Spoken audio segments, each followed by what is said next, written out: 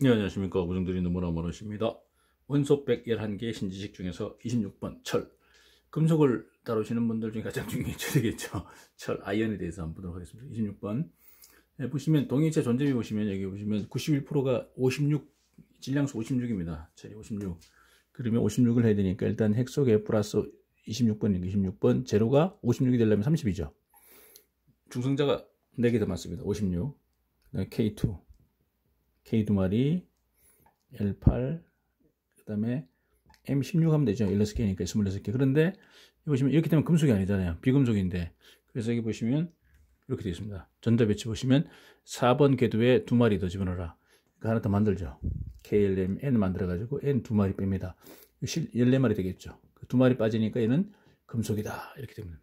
0.1539라고 제가 말씀드렸는데 1535. 이게 자료에 따라 좀 틀립니다. 1539를 줄 쓰시면 될 것 같아요. 자, 그 다음에 여기 보면 밀도 있죠. 밀도 중요하죠. 7.8이죠. 밀도 중요하고요. 네, 밀도. 그 다음 무게에 대한 거죠. 무게비. 비중에 대해 밀도.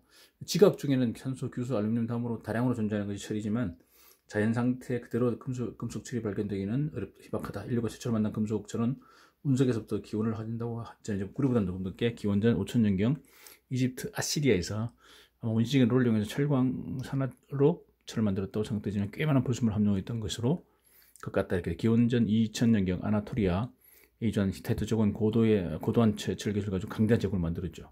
히타이트 쪽이 멸망하로 제철 기술 주변 지역을 넓게 전달해 철기시대 꽃을 피우게 되었고 기원 후 초도 인도의 야근과 철을 재련가하는 것을 증거하여 당시 가장 단단한 금속철은 여러 가지 도구나 무기를 만들어 사용됐다. 이렇게 있습니다. 주철을 만드는 최초 용어가 발견된 것은 15세기 말이고요. 철과 강을 정렬하는 방법이 급속으로 발달되어 185에 강을 전는 전로법이 발달되고 현재로 와서도 역시 사용되고 전로법이 철의주는 20세기 들어와 사용되죠. 그 의미로 현대도 철기시라는 것을 것이다. 이렇게 되고 철은 복잡합니다. 영어의 아이언, 광석의 에이스로부터 독일의 에이슨, 철의 광택이 얼음과 같이 유리하다고 전해지고 있으나 확실한 내용은 알 수가 없고요. 원소교 FE는 라틴어에 단단하다, 강하다. 라틴어에서 왔다고 보시면 라틴어의 페룸이 철이라는 뜻인데 그래서 유래됐다고 보시면 돼요. 이렇게 해서 파생한 단어이다. 페룸이다. 이렇게 보시면 됩니다. 철은 은백색 금속으로 알파, 베타, 감마, 델타 동소체, 철 자체 동소체를 말하는 겁니다. 있고 철은 반응성이 강하고 물을 판 공기 중에는 천천히 부식되어 버립니다. 빨갛게 녹이 슬죠. 이 때문에 고대에 만든 철의 물건이나 제품이 지금까지 남아있는 것이 극히 드뭅니다. 다 부식돼 나가니까요. 그러나 철을 농초산에 침착시키는 표면에 산화표 방식이 절법하고 이 이상 부식되어지지 않는다. 그래서 부동태, 농초산에 질산 부식이 안 됩니다. 철은 대표적인 강자성체이고요. 강자성체는 자기 몸부터 여러 가지 방향을 향하고 있는 물질 집합체로부터 외로부터 가장 바뀌면 가장 모두 일정한 방향을 향해 강자산 철 외에도 코발트나 니켈도 자 여기서 좀 헷갈릴 수가 있습니다. 자상체 여기서 말하는 강자성체는 뭐냐면 이 철이나 코발트나 니켈 속에 자장을 가했을 때 자화를 시켰을 때 자화가 남아 있어 가지고 자석이 된다는 의미로 보셔야 됩니다. 우리가 그냥 일반 자석으로 붙냐 안 붙냐 이걸 따지는 게 아니고요. 자, 일반 자석으로 붙이면 철은 붙죠. 근데 코발트 안 붙습니다. 니켈 안 붙습니다. 니켈 자체는 오스테나이트니까 안 붙죠. 속이 비어있기 때문에 안 붙습니다. 코발트도 안 붙습니다. 그러니까 이 말은 뭐냐면 이서 말하는 강자성체는 얘를 자화시켰을 때 그 안에 자장이 남아 있어 가지고 자석이 된다는 겁니다. 그렇게 좀 이해를 하셔야 될 것 같습니다. 자, 주요한 철의 광석으로는 적철광, 갈철광이 있고요. 이 기후에 자철광, 능철광, 황화철광, 크롬철광도 알려져 있고요. 금속철은 광석을 코크스로 하는 식의 덩어리 이상으로 얻어지면 몇순물이 섞여 있어 다소 수소로 환원하고 전기 분해에서 순철을 하는 것도 가능하다. 이렇게 되고요. 철은 건축, 운송, 전기 등 모든 분야의 기기구를 만들기 위해 이용되어져 일상생활에도 가장 밀접하게 관계하는 요소일 뿐 아니라 인체 내부에서 혈액에 헤모글로빈 아시죠? 여기에 철단백질이 있습니다. 생명현상과 관련이 있다는 거. 철 중물은 합금은 합점량에 W, 순철, 강. 여기서 나오는 숫자들은 일반적으로 하는 숫자가 좀 틀릴 수 있습니다. 틀릴 수 있는데 일반적으로 책에 나오는 숫자 그대로 가시면 될 겁니다. 네, 그렇게 하시면 되고요. 선철은 이제 처음에 나온 거, 용광로에서 나온 게 선철이고, 각에 대한 탄소광, 합금강, 특수광 이렇게 여러 가지인데 그냥 탄소광하고 합금강으로 얘들은 보통 강은 탄소광 놓고 이렇게 좀 집어넣어도 됩니다. 예, 구분하는 게 여러 가지 있는데 탄소광, 합금강으로 해도 될 것 같습니다. 탄소광 재를 넣는 거로 극격기능화 시키면 완전히 별도 극격기능화 시키면 당금질, 마르텐사이트죠. 일본도를 만드는 경우도 같은 경우씩 만들고 당금질 한다면 뜨임해야 되고요. 합금강, 니켈, 크롬, 망간, 몰иб 등 첨가시켜 만든 강이고 크롬을 첨가시키는 스테인리스강 12크롬 이상이죠. 12% 이상. 그 중에서 크롬 18, 스테인리스 강, 이게 아까 말씀드린 서스 304 같은 거, 우리 KS로 27조. 이렇게 알려져 있고요.